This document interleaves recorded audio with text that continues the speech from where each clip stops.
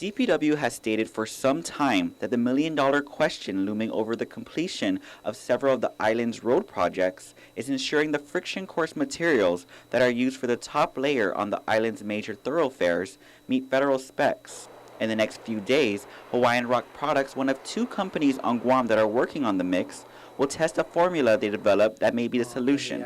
President Gerald Johnson. So about 2 months ago, they allowed us on both mixes, the lower level mix and the dense grade mix, to provide our own gradation, which means the grading of the rocks, and come up with a mix as long as it met the right properties. On Tuesday, Hawaiian Rock will place a test strip made of local aggregates, or a binder mix, on Route 17, putting down 500 tons and doing more testing.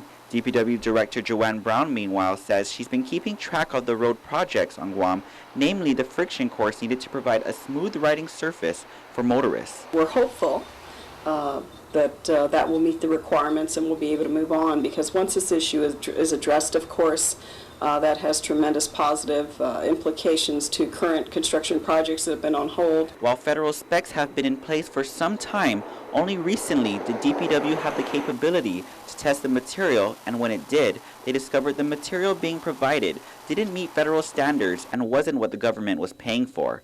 Brown says ensuring the quality of our roads is the best investment for its future use. So more the reason we have to ensure quality, because the amount of money that goes into the road construction is substantial.